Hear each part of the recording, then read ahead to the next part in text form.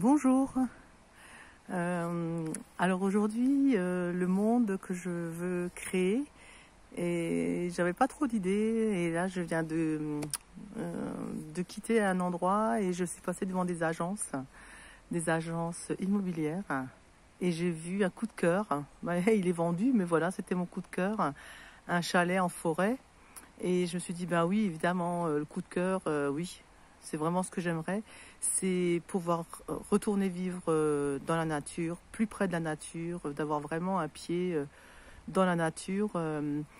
Voilà, alors je suis vraiment en pleine gratitude, en pleine reconnaissance d'avoir un logement à Colmar, là où j'habite.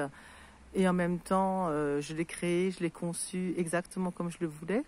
C'est-à-dire qu'il a plein d'ingrédients que j'aime, de la lumière, une vue sur la forêt, sur la montagne plutôt.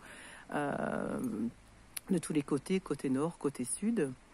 Et j'y ai mis une fleur de vie que j'ai gravée dans un vitrage. J'y ai mis la nature, parce qu'il y a des posters de forêt implantés dans pratiquement chaque pièce de l'appartement. Et j'ai ramené du bois, des cailloux, des écorces, enfin voilà, plein de choses que j'aime de la forêt. Et d'ailleurs, pendant le confinement, je m'étais fait un hôtel.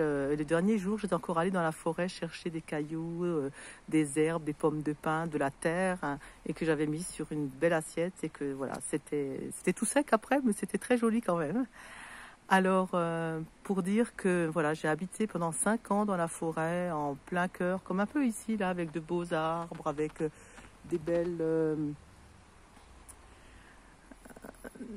Et j'étais pas loin de la ville, hein. J'étais à 15 km.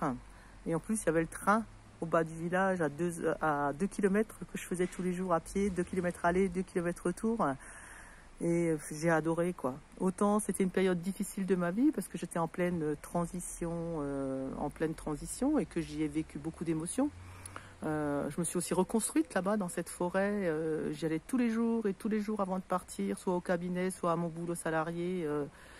J'allais dans la forêt, il y avait des chevaux, il y avait un ruisseau qui passait.